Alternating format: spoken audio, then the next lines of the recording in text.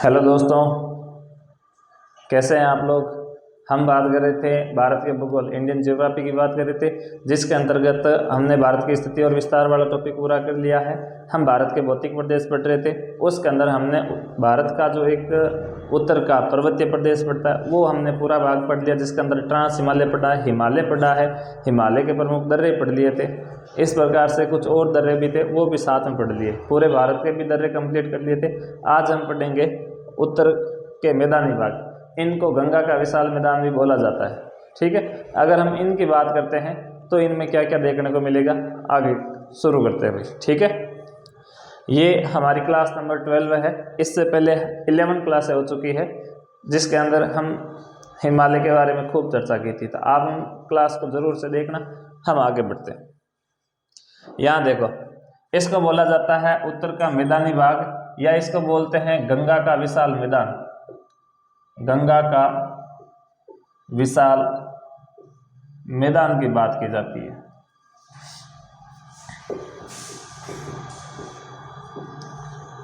अगर हम इनकी बात करें तो इसमें आपको क्या देखने को मिल सकता है। एक तो आपसे पूछा जा सकता है इसमें कि गंगा के विशाल मैदान का निर्माण कैसे हुआ था, ये पूछा जा सकता है। आपसे पूछा जा सकता है कि विस्तार कितना है इनका। फिर पूछा जा सकता है इनकी लंबाई कितनी है। लंबाई के बाद में बात करते हैं तो आपसे पूछा जा सकता है इनकी चौड़ाई कितनी होगी। चौड़ाई के बाद में इनकी ऊंचाई, अच्छा ऊंचाई नहीं बोलते, हमें बोलना चाहिए गहराई कितनी है, गहराई पूछी जा सकती है। ठीक है, तो इनकी चर्चा कर रहे थे। अगर आपसे पूछा जाए कि अगर हम यहाँ पर विषय एक और डालना चाहें तो हम ये भी डाल सकते थे कि उत्तर का विशाल मैदान किस काल के अंदर बना था। अगर हम निर्माण की अगर बात करें तो निर्माण से पहले एक आप यहाँ पर डाल सकते हैं कि इनका समय या काल, ये किस काल में इनका निर्माण हुआ था और इनका निर्माण हुआ कैसे। तो हम इन सब की अगर बात करें तो उत्तर के विशाल मैदान के लिए जब हमने हिमालय के निर्माण के बारे में बात की थी तो हमने उनका टाइम पीरियड बताया था, जिसके अंतर्गत हमने कहा था कि एक सीनोजोइक एरा थे, जिसके तीसरे या तृतीयक जो कल्प है उसके अंतर्गत हमने बात की थी कि यहाँ पर हिमालय का निर्माण हुआ, और जो चतुर्थक काल था उसमें आपके मैदान बने थे। ठीक है, तो हम समय या काल की बात करते हैं तो एक युग चलता है जिसको आप बोलते हैं वो प्लिस्टोसीन। कौन सा सीन बोलते हो, प्लिस्टोसीन काल। प्लिस्टोसीन काल या इसी को बोला जाता है चतुर्थक कल्प में हिमालय नदियां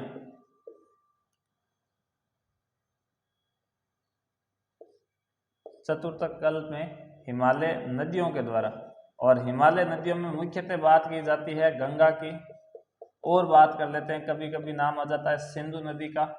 सिंधु नदी के बाद में नाम आ जाता है ब्रह्मपुत्र का। किसका नाम आ जाएगा, ब्रह्मपुत्र नदी का। ब्रह्मपुत्र द्वारा, हिमालय नदियों द्वारा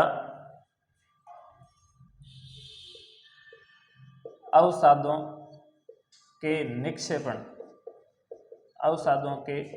निक्षेपण से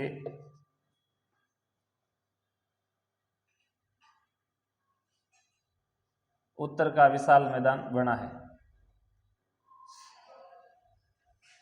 निक्षेपण से निर्मित हुआ है, ये बात की थी अपन ने। अगर हम बात करें कि इनका विस्तार कितना है तो हम इनके विस्तार के बारे में कितना क्या जानते हैं। इनका विस्तार माना जाता है 7.5 लाख वर्ग किलोमीटर के अंदर। अगर हम बात करें इनकी लंबाई कितनी होगी तो हम अगर इनके लंबाई की बात करते हैं तो लंबाई अपन ने जब हिमालय पढ़ा था तब हमने बात की थी, लंबाई पड़ जाती है इसकी 2400 किलोमीटर के करीब। जब हम केवल अपने भारत की बात करते हैं तब आता है लेकिन अगर हम भारत और पाकिस्तान का भी कुछ हिस्सा शामिल कर लेते हैं तो ये 2500 किलोमीटर के करीब मान ली जाती है। अगर हम बात करें चौड़ाई की तो चौड़ाई इनकी अलग अलग रह जाती है। उत्तर की जो उत्तर पश्चिमी की चौड़ाई है वो अलग है, उत्तर पूर्वी चौड़ाई अलग है। उत्तर पश्चिमी की चौड़ाई मानी जाती है ये 480 से लेकर के 500 किलोमीटर के करीब मानी जाती है चौड़ाई, और जो पूर्वी चौड़ाई है वो 150 किलोमीटर से लेकर 160 किलोमीटर तक की चौड़ाई मानी जाती है। अगर हम बात करें गहराई के तो गहराई में मीटर के हिसाब से बात करते हैं तो ये 1000 मीटर से लेकर के 2000 मीटर तक 2000 मीटर तक गहराई है।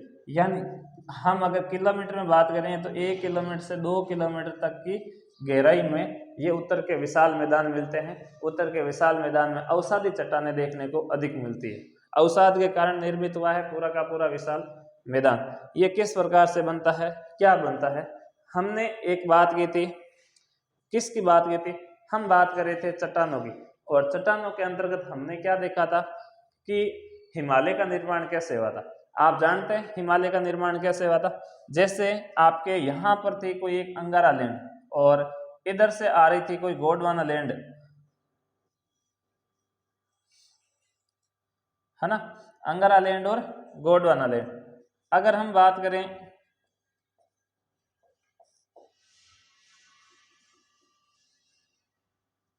गोंडवाना लैंड, जब हमने इनकी बात की थी तो हमने कहा था कि यहाँ खूब सारी नदियां गिरती है और इनके बीच का जो क्षेत्र रह गया था, इस क्षेत्र को अपन ने बोला था 33 सागर। क्या बोला था? 33 सागर नाम दिया था, है ना। इस 33 सागर के अंदर अंगारा लैंड से और गोंडवाना लैंड से दोनों तरफ से नदियां गिरना शुरू हो गई थी। इधर से भी नदियां गिर रही थी, इधर से भी नदियां गिर रही थी। इस नदियों के गिरने के कारण यहाँ जो है वो अवसाद इकट्ठा हो गए थे, और अवसाद बढ़ने के कारण यहाँ 33 सागर ऊपर उठने लग गया था। फिर ये जो गोंडवाना लैंड है ऐसे ऊपर की तरफ गति करने लग गया था। तो जैसे ये गति करने लग गया था तो यहाँ पहली एक बड़ी टक्कर के दौरान हिमालय का निर्माण होता है। सबसे पहले एक बड़ी टक्कर के दौरान किस पर्वत श्रृंखला का निर्माण हुआ? हिमालय का। फिर दूसरी बड़ी कर्मिक टक्कर हुई थी जिसके अंदर बन गया था आपके मध्य हिमालय। तीसरी बड़ी कर्मक टक्कर के अंदर बन गए थे शिवालिक। तो फिर ये जो कुछ सिलसिला है या जो धरातल है वो कुछ इस प्रकार से दिखने लग गया था कि आपका एक तो मान हिमालय, फिर उन्होंने बोला एक मध्य हिमालय, फिर उन्होंने बोला एक शिवालिक। शिवालिक के बाद में यहाँ आपके 33 सागर और ये आपके प्रायद्वीपीय भाग। कुछ इस प्रकार से बात हुई थी कि ये जो है वो कर्मिक टक्कर के दौरान बन गए थे, है ना, और ये जो है आपके प्रायद्वीपीय भाग रह गया था। प्रायद्वीपीय भारत रह गया था, प्रायद्वीपीय पठार रह गया था, या गोंडवाना लैंड रह गया था। इसके अंतर्गत यहाँ जो है कौन सी नदियां? ये गंगा, सिंधु और ब्रह्मपुत्र। गंगा, सिंधु और ब्रह्मपुत्र, इन नदियों के अवसाद के कारण जहां यहाँ पर 33 सागर भरा हुआ था। क्या था यहाँ पर? 33 सागर।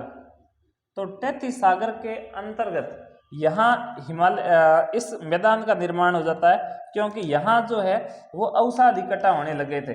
यहाँ जो है मिट्टी के अंदर अवसाद इकट्ठा होने लगे थे और ये विशाल जो सागर है वो भरने लग गया था।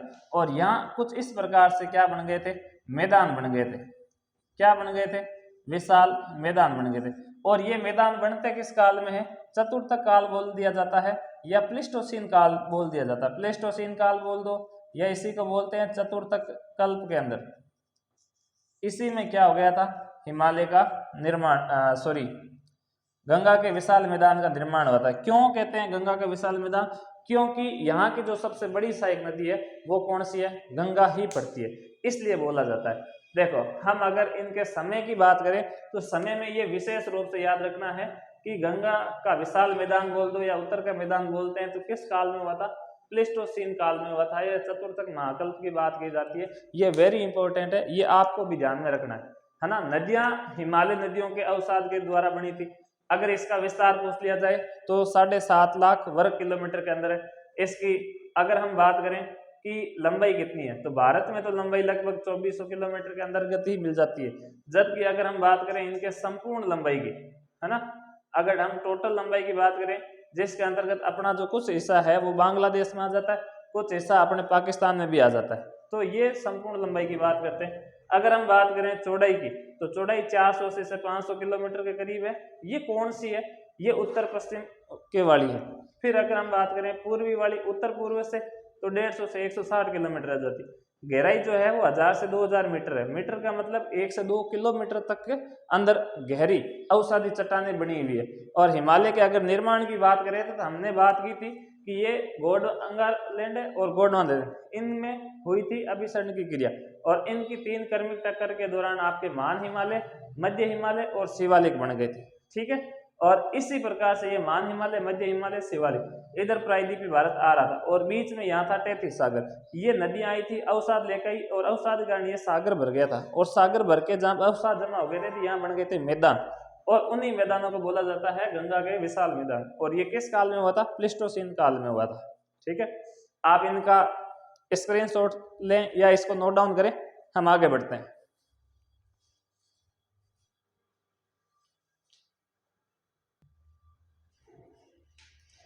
चलिए दोस्तों आगे बढ़ते हैं।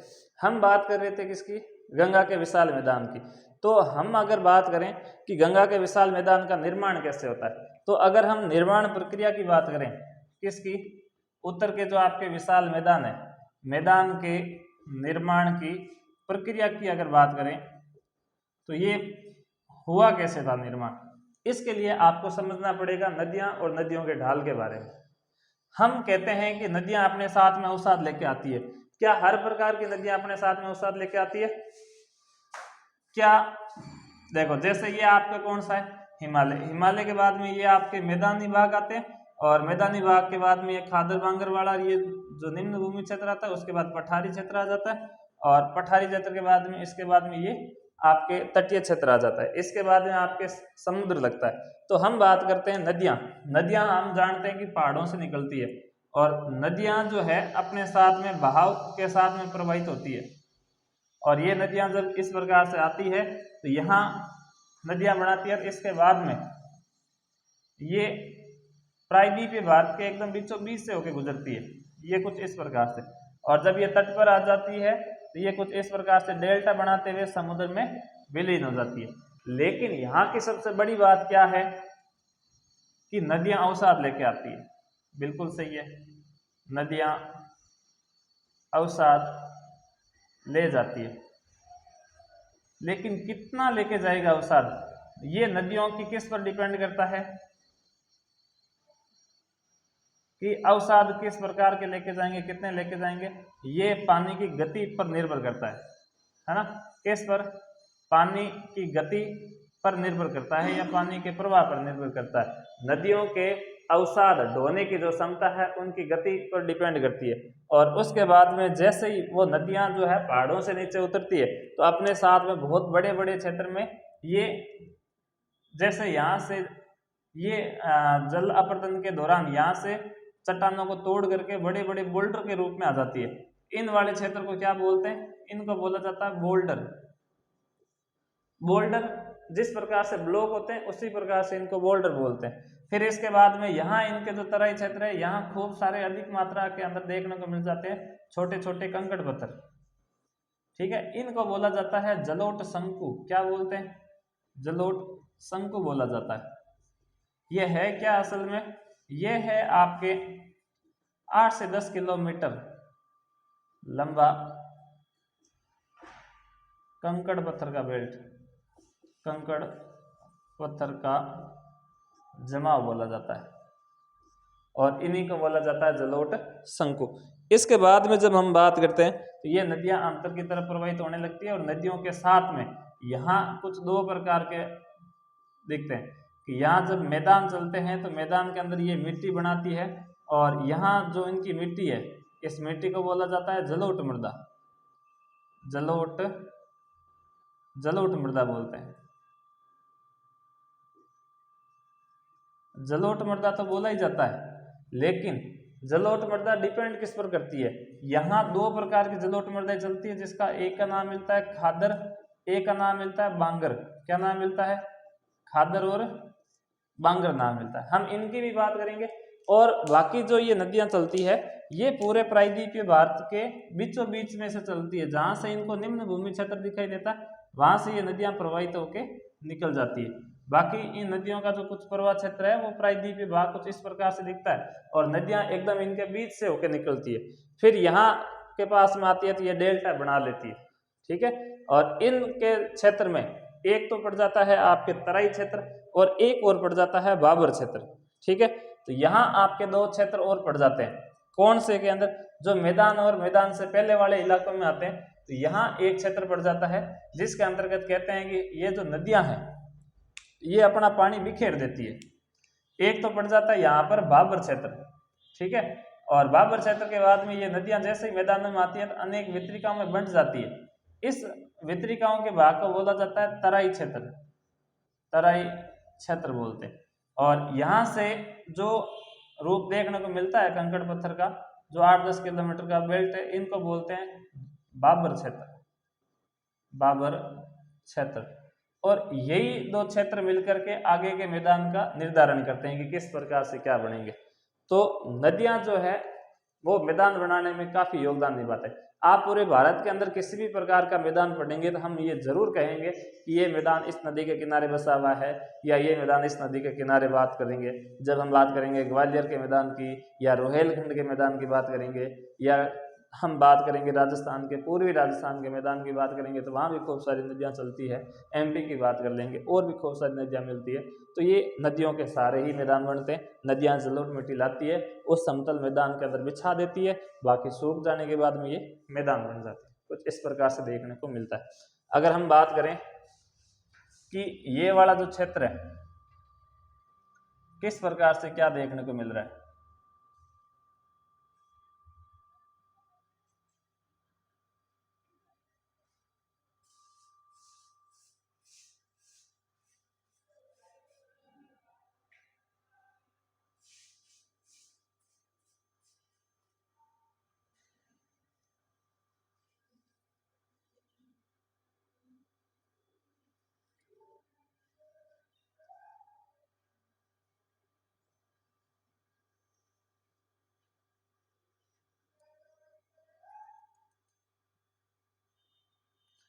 ये जो अपना भारत है वो कुछ इस प्रकार से देखने को मिलता है। हम बात कर रहे थे भारत के जो प्रायद्वीपीय भारत का उत्तर का जो विशाल मैदान है, या पहले बात कर लेते हैं कि हम अगर पठारी बाग की बात करें तो वो किस प्रकार से नजर आता है, तो वो कुछ इस प्रकार से नजर आता है देखने वालों को।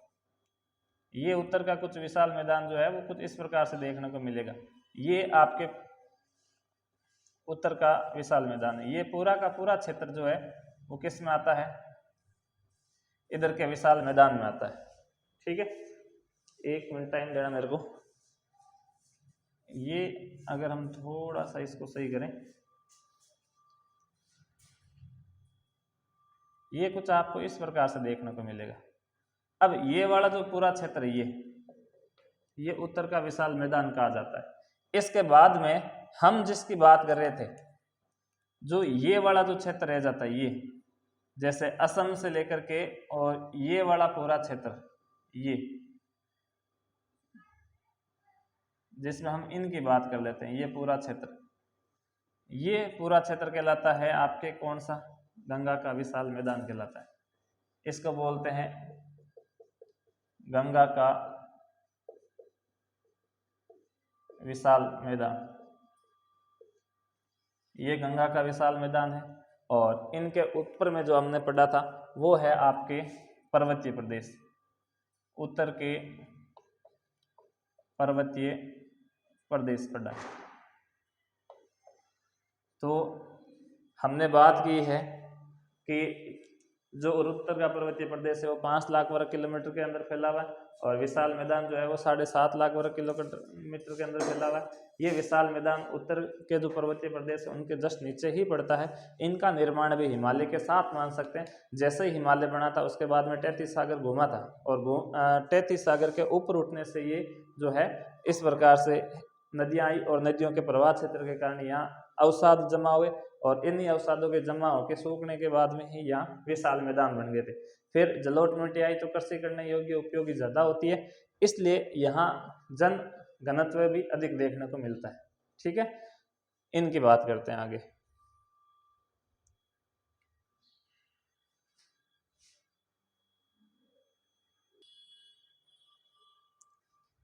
चलिए दोस्तों आगे बढ़ते हैं। हम थोड़ा सा मैप से समझने का प्रयास करेंगे गंगा का विशाल मैदान किस प्रकार से। अगर हम बात करें, यहाँ पर हमने बात की होगी कि यहाँ कुछ पर्वत श्रृंखलाएं चली थी, आपने भी देखी होगी या थोड़ा बहुत आपने पढ़ा होगा इनके बारे में। यहाँ इस प्रकार से है ना कि ये जो है आपके महान हिमालय, इसके बाद में ये आपका मध्य हिमालय, इसके बाद में ये है आपके शिवालिक की पहाड़ियाँ, छोटी छोटी कई जगह पहाड़ियाँ फैली हुई। इन पहाड़ियों के जस्ट बाद में जो आपको देखने को जगह मिलती है, यहाँ से मैदान के रूप में उतरते हैं, तो ये वाला जो पूरा क्षेत्र है, एक मिनट, ये थोड़ा सा ऊपर रह जाता है भाई, है ना।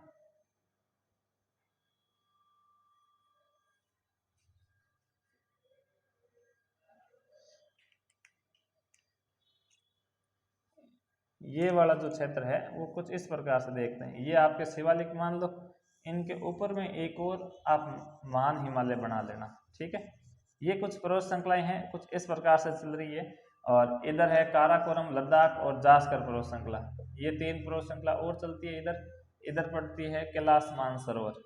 इनके बाद में यहाँ से जब नदियाँ गिरना शुरू होती है, तो सबसे पहले आपके एक क्षेत्र आता है, जब नदियाँ इधर गिरना स्टार्ट होती है, नदियाँ जब मैदानों के अंदर आती है, तो यहाँ आपके सबसे पहले भाग में देखने को मिलते हैं कंकड़ पत्थर।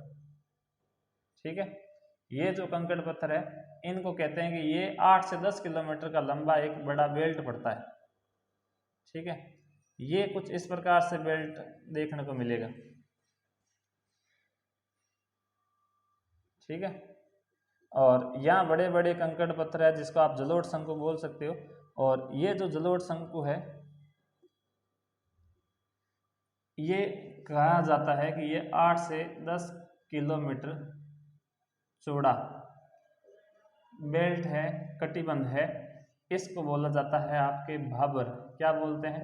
भाबर। यहाँ से जब नदियाँ एकदम मैदानी भागों में आ जाती है, तो ये वितरिकाओं के अंदर अनेक धाराओं के अंदर बंट जाती है। ऐसे ऐसे ऐसे ये धाराएं बन जाती है अलग अलग। ये इस प्रकार से धाराएं देखने को मिल जाती है, तो अनेक धाराओं में बंट जाती है। तो इस वाले क्षेत्र को क्या बोलते हैं कि ये वाला तो कहीं सीमित ही है ही नहीं, मैदान हर जगह बना हुआ है, यहाँ खूब सारे धाराएं देखने को मिल जाती है। इस वाले क्षेत्र को कहा गया कि ये वाला जो क्षेत्र है, ये आपके विस्तार का क्षेत्र है। इसको बोलते हैं तराई क्षेत्र। कि ये जो भूमि दिख रही है वो आपको दलदली भूमि देखने को मिलेगी, दलदली भूमि देखने को मिलेगी। और इस वाले को बोला जाता है तराई क्षेत्र। तो एक तो है आपके भाबर क्षेत्र, एक है तराई क्षेत्र।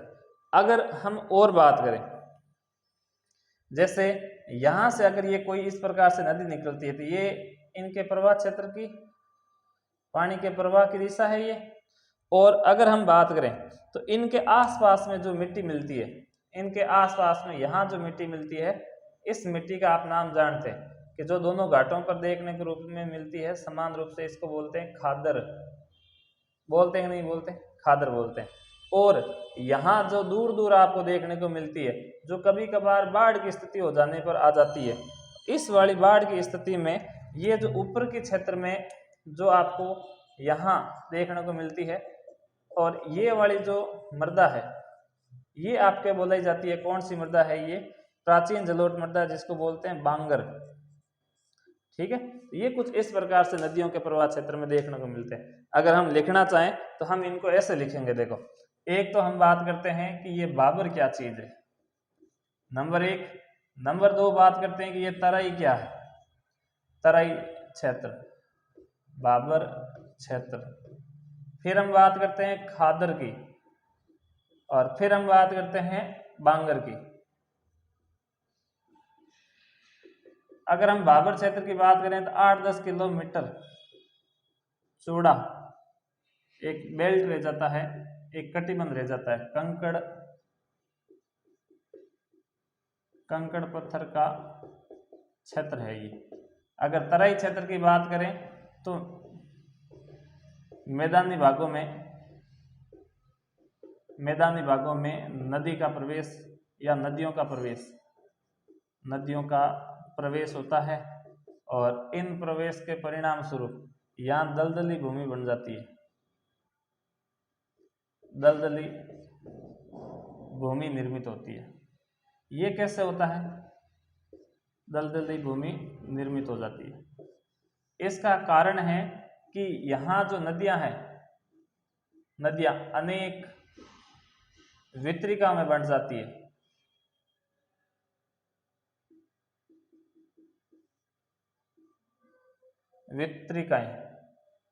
वितरिकाओं में बंट जाती है। अगर हम बात करें खादर की, तो हम बोलते हैं कि ये जो प्राचीन जलोढ़ मृदा देखने को मिलती है, प्राचीन जलोढ़ मृदा, हम इनकी बात करते हैं तो ये है खादर। और अगर हम बांगर की बात करते हैं, ये जो खादर है वो है नवीन जलोढ़ मृदा। नवीन जलोढ़ मृदा खादर है, और जो प्राचीन है या जो पुरानी पड़ी हुई है जलोढ़ मृदा, ये कहलाती है बांगर। खादर और बांगर में क्या और कोई डिफरेंस है क्या? तो एक डिफरेंस मिलता है कि ये जो खादर है ये नवीन जलोढ़ मृदा है, तो ये हर वर्ष बनती है ना, ये प्रति वर्ष बनती है भाई,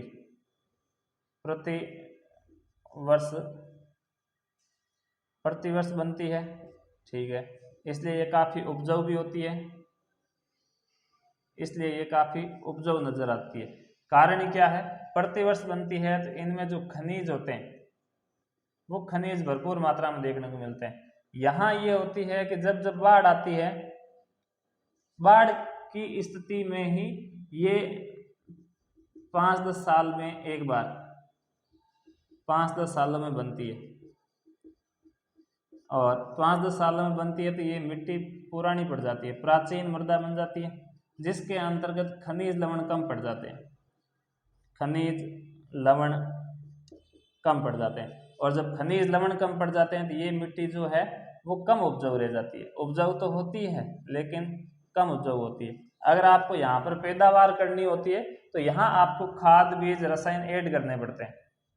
यहाँ आपको खाद है, बीज है, रसायन है, वो डालने पड़ते हैं, भूमि के अंदर डालने पड़ते हैं।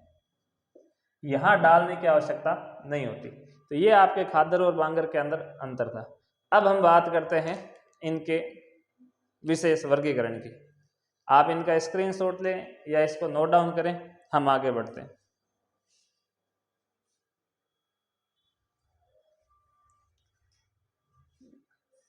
चलिए दोस्तों आगे बढ़ते हैं। हम बात कर रहे थे उत्तर के मैदानी भाग, उत्तर के मैदानी भागों का वर्गीकरण।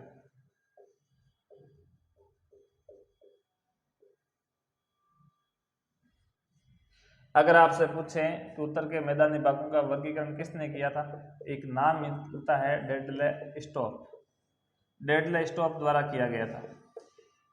डेडले स्टॉप द्वारा किया गया था वर्गीकरण। अगर आपसे पूछा जाए कि इन मैदानी भागों को कितने भागों में बांटा है, तो इनको 4 भागों में विभाजित किया है। 4 भागों में विभाजित किया है। अब ये 4 भाग कौन से हैं? तो ये 4 भाग बड़े सिंपल भाग है। कौन से? अगर देखो हम बात करें इधर की, नंबर 1, इसको बोला जाता है पंजाब का मैदान। एक हो गया पंजाब का मैदान, एक हो जाता है आपके गंगा का मैदान, ये 2 हो गए।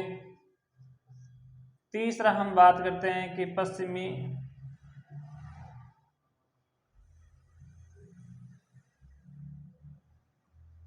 मरुस्थलीय प्रदेश, ये भी एक प्रकार से मैदान ही है। और चौथा पड़ता है आपके असम, बोल दो, असम नहीं बोलते थे, हम बोलते हैं ब्रह्मपुत्र का मैदान, इनकी बात की जाती है। तो ये 4 प्रकार के आपको क्या पढ़ने पड़ेंगे? मैदान। और जब आप ये 4 प्रकार के मैदान पढ़ लेंगे तो ये आपके उत्तर के मैदानी भाग कंप्लीट हो जाएंगे। अभी तक हमने देखो प्रारंभिक परिचय देखा है कि उत्तर का जो विशाल मैदान है वो किस काल में बना था, किन नदियों के द्वारा बना था, कितना इनका विस्तार है। इसके बाद में हमने बात की थी इसकी लंबाई कितनी है, चौड़ाई कितनी है, गहराई कितनी है। फिर एक दो मैप की बात की थी कि ये इंडियन गोंडवाना प्लेट आई थी, 33 सागर में ऊपर उठा था, नदियों के अवसाद इकट्ठा हो गए थे। नदियों के अवसाद इकट्ठा होने के बाद में जो है वो धीरे धीरे विशाल मैदान बन गए थे। और इसमें सबसे बड़ा रोल निभाती है आपकी गंगा नदी। तो गंगा नदी वाला जो मैदान है वो काफ़ी बड़ा और विस्तृत मैदान माना जाता है। ठीक है, तो फिर इसके बाद में हमने देख लो खादर बात कर ली, बांगर बात कर ली, बाबर बात कर ली, तराई क्षेत्र की बात कर ली, जलोढ़ शंकु की बात कर ली। अब विशाल मैदानों का वर्गीकरण किसने किया था? एक इस व्यक्ति का नाम जरूर याद रखें, डेडले स्टोम्प नाम मिलता है, और इसने 4 भागों में मैदान को बांटा है। उसने कहा कि जो पंजाब में है वो पंजाब पंजाब का मैदान, गंगा नदी से लगने वाला गंगा का मैदान, जहाँ पर नदियाँ नहीं बहती वो मरुस्थल बन चुका है, तो पश्चिमी मरुस्थलीय प्रदेश है, असम और ब्रह्मपुत्र का मैदान, जो ब्रह्मपुत्र के से लगता हुआ मैदान है वो ब्रह्मपुत्र का मैदान। तो चलिए दोस्तों, आज हम अपनी क्लास को यहीं पूरा करते हैं। हम मिलते हैं नेक्स्ट क्लास के अंदर, इसी टॉपिक के साथ बात करेंगे, इन्हीं टॉपिक पर चर्चा करेंगे। तो आप बताइए कि हमने ये जो आपके वर्णन किया है, मैप से समझाने का प्रयास किया, आपको कैसे लगा? आप ज़रूर कमेंट करके बताइए। अगर आपको ये जानकारी यूजफुल लगी हो, कुछ आपको समझ में आया है, तो आप इस क्लास को शेयर करें, लाइक करें और सब्सक्राइब कीजिए आपके चैनल उमंग क्लासेस। धन्यवाद।